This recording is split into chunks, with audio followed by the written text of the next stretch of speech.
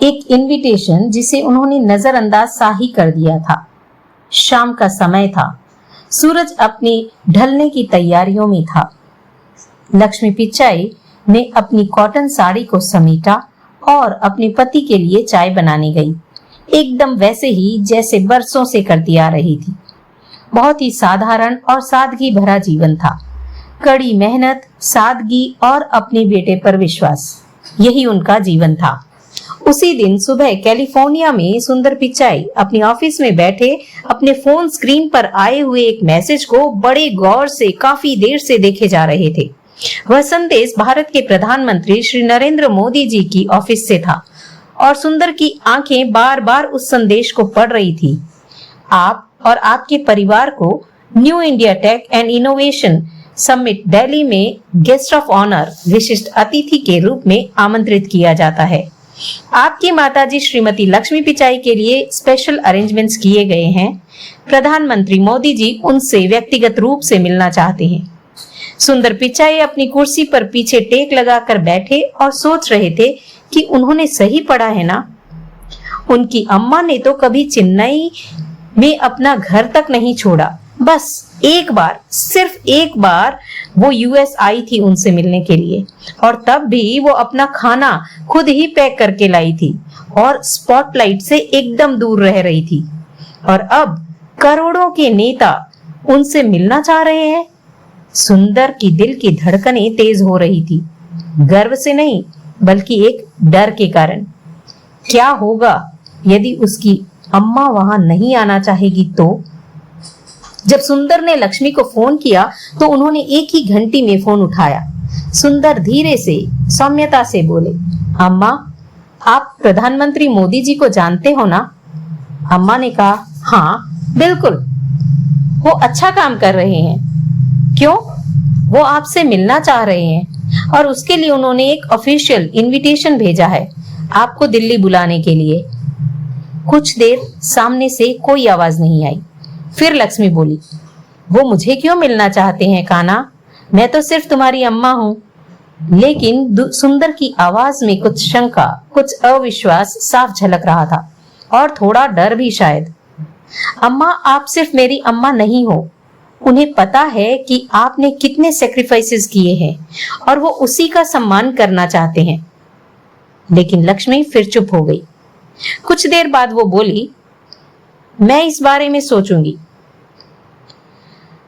फिर उसी दिन शाम को सुंदर अपनी पत्नी के साथ बैठे तो उन्हें ये सारी बात बताई। वो दोनों जानते थे कि ये सिर्फ एक पब्लिक इवेंट नहीं है, ये कुछ व्यक्तिगत है, कुछ सम्माननीय, कुछ विशेष है। सुंदर हमेशा विनीत और विनम्र रहते थे। विश्व की एक सबसे बड़ी टेक कंपनी के सीईओ बनने के बाद भी वो कभी अपना अतीत नहीं भूले थे।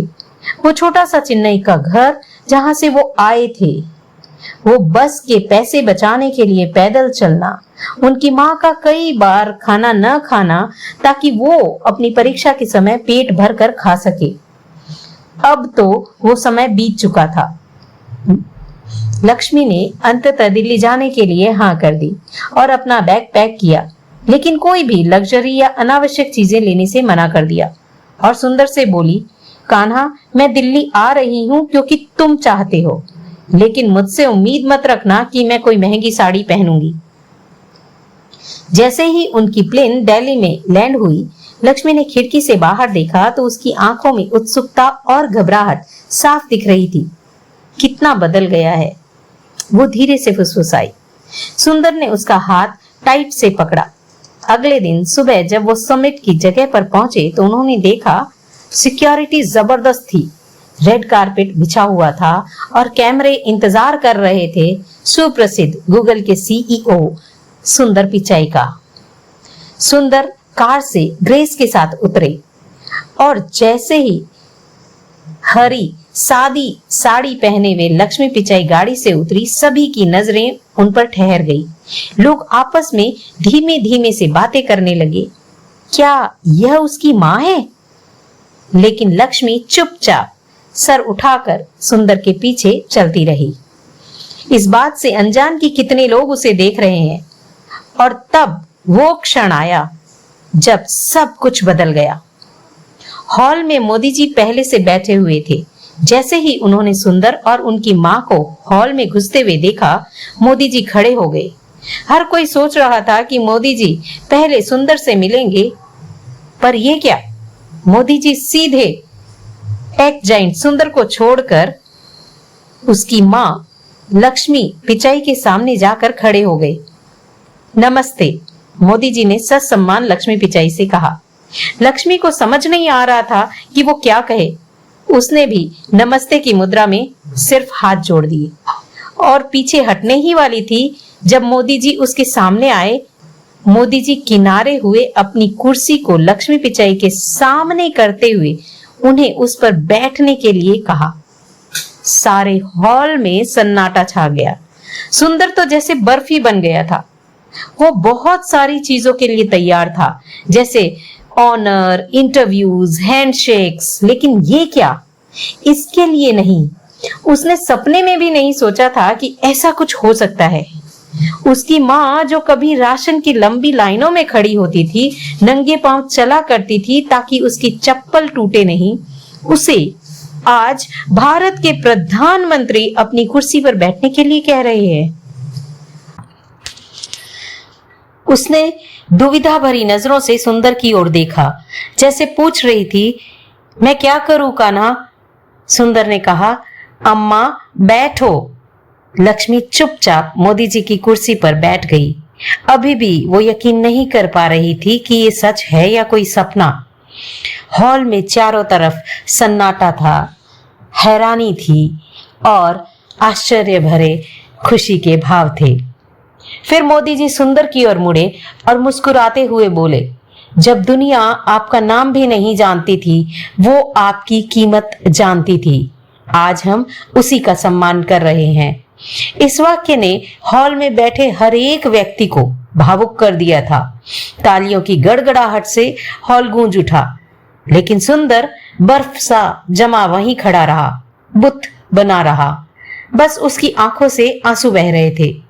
उस क्षण चेन्नई के उस लड़के ने, जिसकी कभी चेन्नई में एक कमरे में अपने भाई के साथ अपना बचपन गुजारा था, देखा कि आखिरकार दुनिया आज उसके इस सफर के, उस शख्सियत के पीछे की ताकत उसकी मां को देख रही है। उस औरत को जो उसकी सफलता के पीछे थी। वो तालियों की गड़गड़ाहट घंटों बाद भी सुंदर के कानों में गूंजती रही। लेकिन जब दुनिया ये देख रही थी कि भारत के प्रधानमंत्री ने अपनी कुर्सी पर लक्ष्मी पिचाई को बिठाया, सुंदर ने उस समय कुछ और गहराई से देखा। इस क्षण के पीछे वो इतने साल, वो संघर्ष, वो चुप्पी, वो त्याग, ये सब उसके दिमाग में चल रहे थे। जब समारोह खत्म हुआ तो उन्हें एक प्राइवेट लॉन्ज में बिठाया गया। लक्ष्मी चुपचाप बैठी अपनी साड़ी का पल्लू घुमा रही थी और सामने कांच की खिड़की से बाहर गार्डन में देख रही थी। अपने ख्यालों में खोई हुई थी।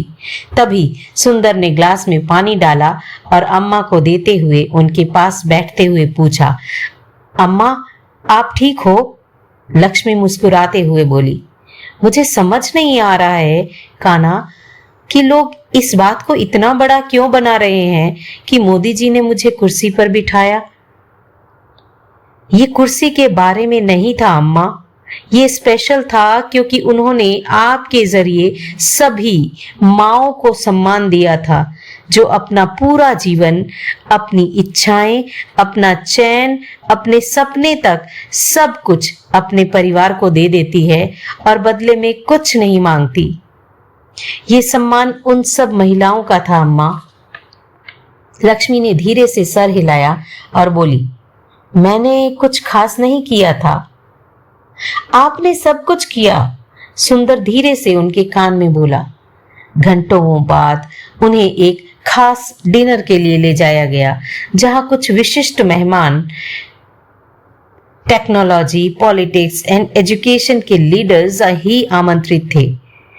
वहां भी लक्ष्मी खड़ी हुई, इसलिए नहीं कि वह एक अमीर बेटे की मां थी, बल्कि अपनी ग्रेस के कारण। जैसे ही वो अंदर आई, एक मंत्री ने सुंदर से कहा, आज आपकी अम्मा ने हमें अपनी जड़ों की याद दिला दी। तभी दूसरे ने कहा, जब मोदी जी ने लक्ष्मी जी को अपनी कुर्सी पर बैठने के लिए निमंत्रण दिया, उन्होंने सिर्फ उन्हें ही नहीं, सभी माताओं को ये सम्मान दिया था। लेकिन सुंदर चुप था, क्योंकि वो उस वक्त कुछ और ही सोच रहा था।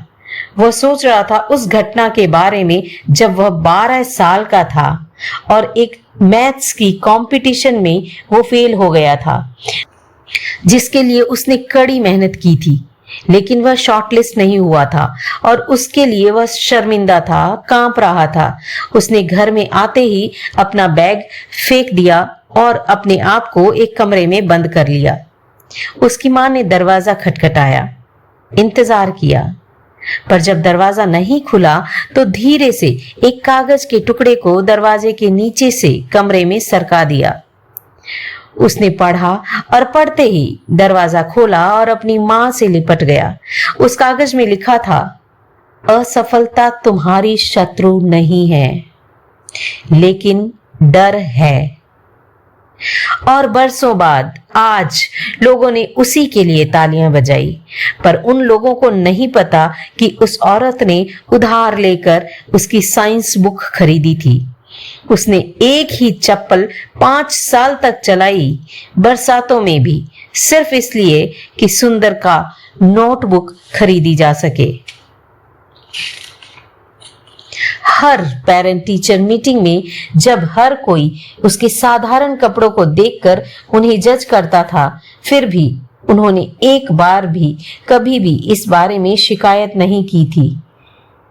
जैसे ही वो डिनर करके बाहर निकले, मीडिया के कैमरास उनके पीछे आ गए। सुंदर ने उन्हें अपने पास रखा, क्योंकि वो जानते थे कि वो फ्लैश बल्ब्स, क्वेश्चंस, अटेंशंस, ये सब उनके लिए बहुत ज्यादा था। बाद में होटल के स्यूट रूम में लक्ष्मी ने शर्माते हुए कहा, वो मुझ में इतना इंटरेस्टेड क्यों थे कान्हा? सुंदर उनके पास घुटने टेक कर बैठे और कहा, अम्मा, दुनिया को रियल हीरो की तलाश है और आज उन्हें वो मिल गया था। वो बोली, मैं? सुंदर ने सिर हिलाया। तुम अम्मा, तुम। कुछ देर तक चुप्पी रही, फिर बोली, जो सुंदर को दिल में लग गया।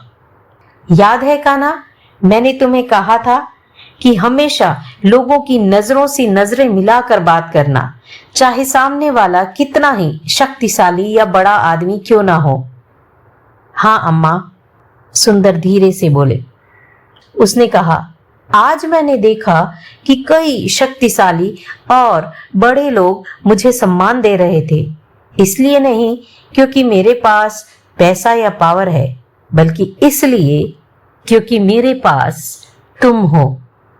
सुंदर ने अम्मा का हाथ अपने हाथ में लेते हुए कहा, नहीं अम्मा, उन्होंने तुम्हारा सम्मान किया क्योंकि उन्होंने जो तुम में देखा वो शायद सोने या प्रसिद्धि या पावर में भी उन्हें नहीं दिखाई दिया, और वो है सच्चाई। आगे की घटना अगले एपिसोड में। तब तक बने